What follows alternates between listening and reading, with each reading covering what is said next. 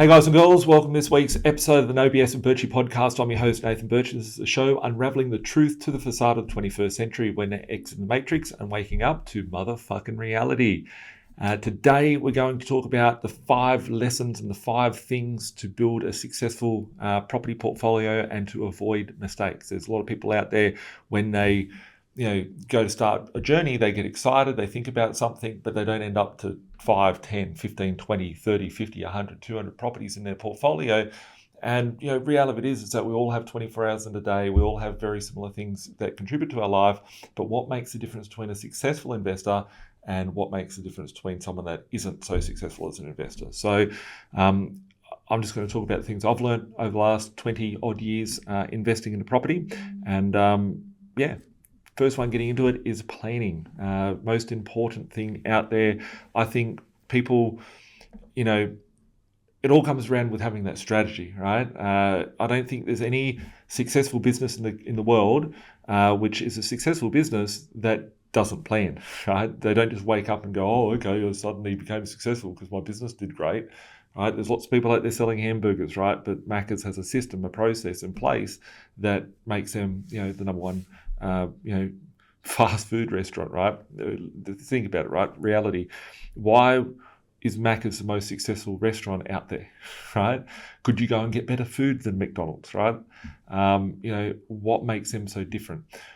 So, looking at planning, what does the planning look like for you? What does your business plan for your successful investment portfolio look like? I think most people, when I speak to them or see them or hear them or think of, the typical investor that has 1 or 2 properties, oh, well, I want to see how things are. I'm thinking of buying a property, or 1 or 2, and hopefully, one day I can put a granny flat in the backyard and maybe one day develop on it, and houses are good, and, potentially this, potentially that. That potentially, hopefully, maybe in one day isn't what's going to cut to get you to where you need to be. You need a solid business plan on how to get there. For me, when I broke it down to the simplistic form, I just wanted to get 10 properties by the age of 30. I was 18 when I bought my first one, and I was 13 years old when I started drawing how am I going to get out of the rat race and not have to be stuck in a job for 40 years of my life. So looking at the plan, what does your plan look like, right? And I see successful people out there that do that successfully. There's lots of people that do lots of different things that are successful. I can't sit here and say I'm the most successful person in the world when it comes to property, because there's lots of people that own big towers and different things out there. But what, the people that do become successful are a lot less, maybe 0.1% of people that become successful compared to the other ones that failed before them. So once you have a good strategy, then you can, and you know what you need, and you've worked out plan A, a plan B, a plan C, plan D, then you know what you need to avoid doing as well. And still people, even though they know what they need to do, they still go and do things that they shouldn't do and, get their fingers burnt along the way. So what does your plan look like? What are you trying to achieve? Are you trying for 100 grand a year? You're trying for 200 grand a year, trying for 50 grand a year? What does that look like for you? Once you work out what the end goal is, then you need to work out where it is that you're at today and what access to resources that you have in order for you to be able to get there. Then work out, okay, these are the steps that I can take, will take. This is what happens if I take plan A, take plan B, take plan C in order to get to that end goal. So once you know what your plan looks like, once you know sort of what you need to do in order to exit the matrix, then it's a matter of taking action. So the first one I think should be really around planning. And another part of planning comes down to the education of what you're feeding yourself. So I think, once you work out what it is that I'm trying to do, well, then what are where are the resources that I can get to, right? Where are the clues? What has someone done before me? What are other people doing that are in my position? 2024 is different than 2020 and 2010 and 2000 and 1980 and 1960 and 1950. Everybody wishes they were a baby boomer, right? But did a baby boomer think that they would be able to buy a property for 10 grand and it turns into $1 million? They just didn't have it in their vocabulary. They didn't have the resources then. So you need to look at your position of where you're at today and prognosticate into the future and go, okay, well, if I take plan A, plan B, plan C, plan D, what's the vehicle going to do to get me to where I want to be? having resources there, very important. One thing I didn't have going back 20 years ago, there was no internet. I couldn't just look up a property at the end of my phone. Phones 20 years ago, you were lucky to be able to have, more than a calculator and a snake that runs around on your screen, right? Today, people are probably watching me on TikTok or something from me going, what the fuck does he mean he's going to have a snake on his phone, right? But going back 20 years ago, there wasn't a color screen on them. They were just like there was a little game. It was called Snake on your Nokia 5110. So, people today have a lot more access to their fingertips than what I did going back 20 years ago. So you can look into podcasts. You listen to a podcast. I never had a podcast. You can watch a YouTube video, go and have an online course that you could do. You've got all different data that you can access via real estate websites, via places like RP Data, utilizing the data, sales data, available properties for sale, all that sort of stuff. Use to educate yourself with all the resources that are out there to be able to get yourself to where you want to be.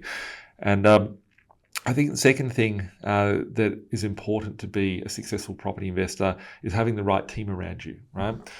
For me personally, I know what I'm good at.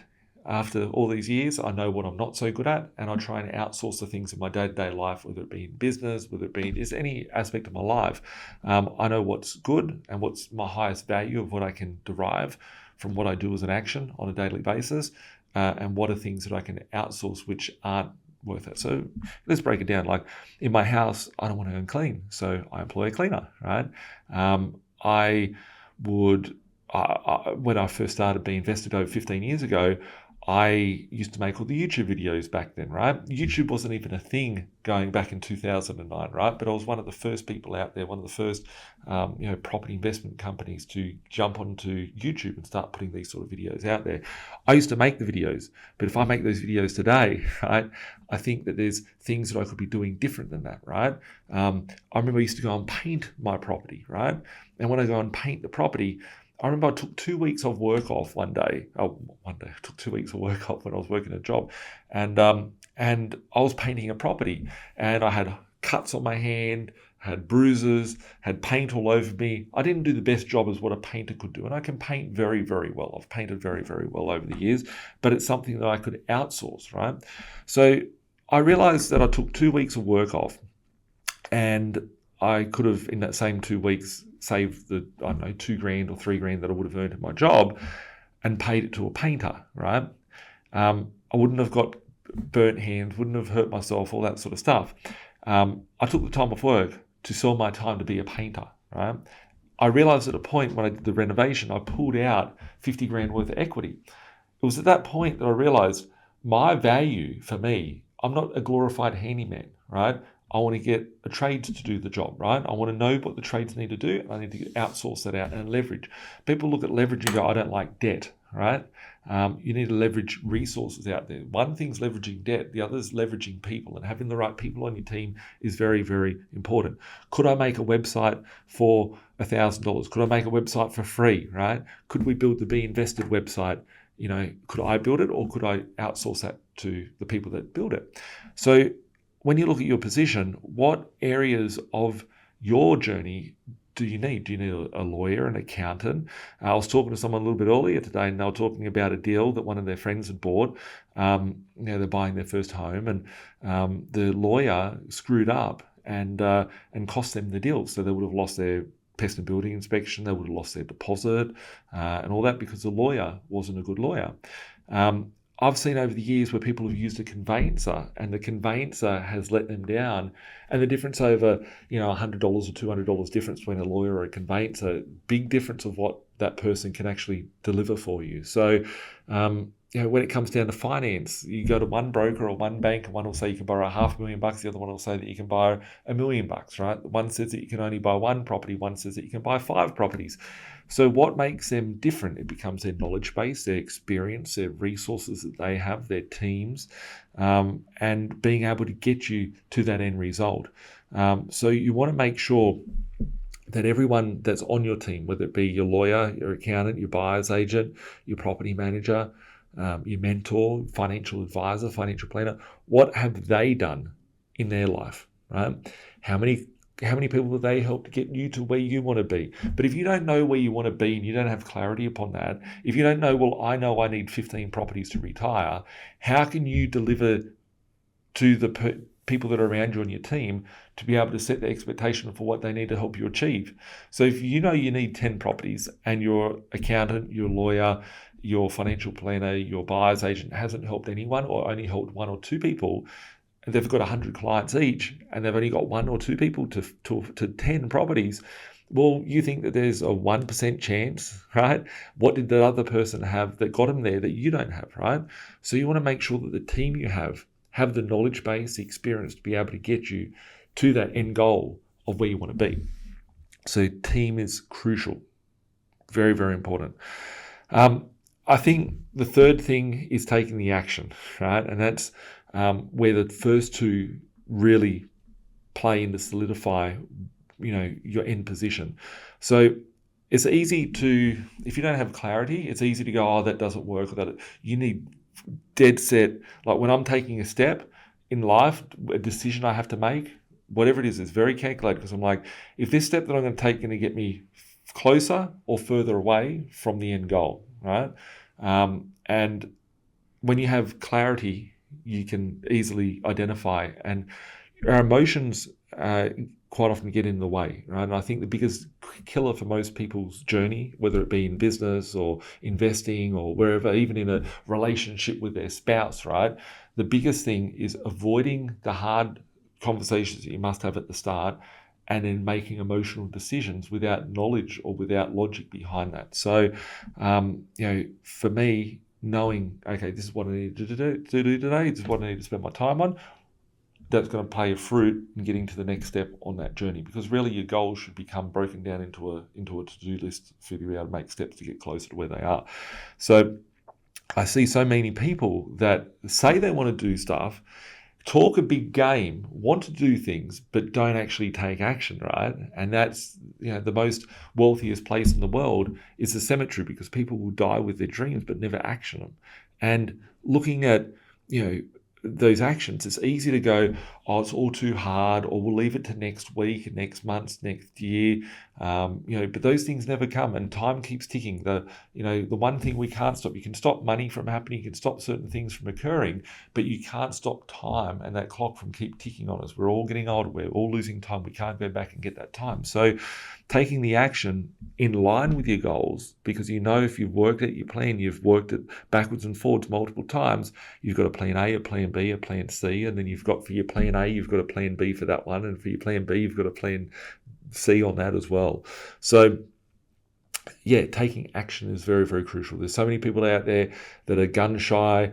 I don't mean scared of getting shot. They're scared of, pulling that trigger and being able to, take action, because whatever fear is on their shoulder, if you have clarity, it's much easier to take that step knowing, that faith is there. So, and I think the fourth one would be reviewing that position, and time to time changes in your life. Your position changes in life. Over 5 years, you're not the same person that you were 5 years prior. For me, 20 years ago, the 18-year-old version to nearly 40-year-old version of me is a very different person that, we're talking to. From me, today than what it was 5 years ago or in 2020, very, very different person. So how often do you change? If I was doing the same things I was 10 years ago, 15 years ago, 20 years ago, I wouldn't be playing the game that I am today. So you need to continuously review where you're at. Are you on track? Are you not on track? What do you need to do to get back on the track? What sort of things are keeping you off track? What sort of things? If I'm sitting here in Sydney, I bought properties 20 years ago for $100,000 in Sydney, right? If I'm still sitting here going, I'm trying to buy a house in Sydney for 150,000, 200,000, it's never going to happen. And then I can use that as my excuse as to why I never did anything, right? But I want a result. So I've got to find a different way. What can I do that's similar, right?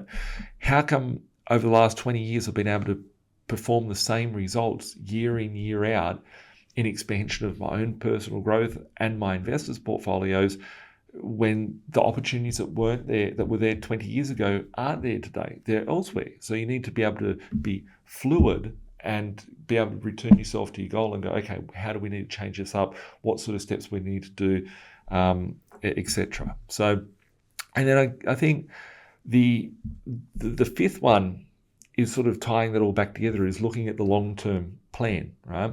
If you know what that plan is, it's like, okay, being committed, right? Because over the years, right, I was talking to someone earlier today, just before the podcast actually. This person bought like 6-7 properties in the last 6 months, 12 months. And we're talking, it's like, yeah, we've got all these properties, equities coming in. There's a tenant here that was a bit shit. We had to do a bit of reno over here. And, we're talking through it. And I felt a little bit like I was the counsellor, right?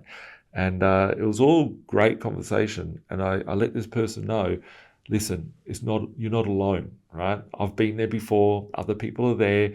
You're not special because you're dealing with adversity. Growing causes pain. You want to go to the gym and look like Arnold Schwarzenegger, you're going to have pain. You're going to have sore arms. You're not going to be able to wipe your ass one day, right? Because your arms are going to be sore. Your legs are going to be sore. But for you to grow, you need to have that pain along the way as well. And quite a lot of times people will fear, or they'll fear pain, or the pain will hurt them too much, and they retract and they say, no, I'm not going to do that. But having that long-term vision in place and being persistent and continuously looking at how you can refine things, how you can get back to that goal. I had a goal of getting 10 properties from the age of 18 to the age of 30, and I didn't know how I was ever going to be able to get to 10 properties over 12 years, right? And I look back now and I think that's stupid, right? I really think it's stupid. I thought to myself, if I could just buy one property every year, and have 2 years where I mess up and I didn't buy a property, well, then that would be reasonable. I didn't understand the concept of debt. I didn't understand what equity was. I didn't understand how money works. I didn't understand, lots of little things that are there. And it was only after I remember, I think I was about 21 when I made my first $1 million, right, in Western Sydney. And people go, well, of course it was easy to go buy a property in Sydney when it was 200 grand. Well, were you paying 10% interest rates, right? Was the rent for the 200 grand property $180 per week, and it might have to sit vacant for four months, right? Every second house had a mortgagee and repossession sign. It was just a white piece of paper saying you're not allowed to enter this property, it's been repossessed, etc., etc. There were big issues going back 20 years ago. I could sit here and whinge and say, oh, things are tough, people are going broke, I shouldn't be buying, it's pre-GFC, it's this, it's that, the next thing. No, I looked at the opportunity. I was like, how can I make it happen? What do I need to do in order to get there? So going back, if I was starting out again today, what would I be doing? Well, my plan has been a successful plan. It's worked for 20 years. And it's worked for lots of people before me, but probably never documented into the depths that we've done over the last 20 years here. So my original plan, going back 20 years ago, 25 years ago, 1998, that's a long time ago actually, when I first started getting excited about property investing. My initial goal was to get $50,000 per year, $1,000 per week, and that was a good income in that period of time. So looking back, if I was to start off again today, what would I want as an income to start off with? For me, it would be 100 grand a year minimum, right? So I'd be sitting there going, how do I get 100 grand a year? What do I need to do in order to get there? So my plan would be, just breaking it down very simply in its most basic format here for you. For 100 grand a year, I need $2,000 per week. If the average rent was $400 per week, well, then I need 5 properties returning $400 a week. So minimum, I need 5 properties owned outright, renting for $400 a week. What sort of properties would I need? I'd need properties for about 200 grand a piece, renting for $400 per week. So I need to go and spend about 5 properties at 200 grand, which would be about $1 million worth of property.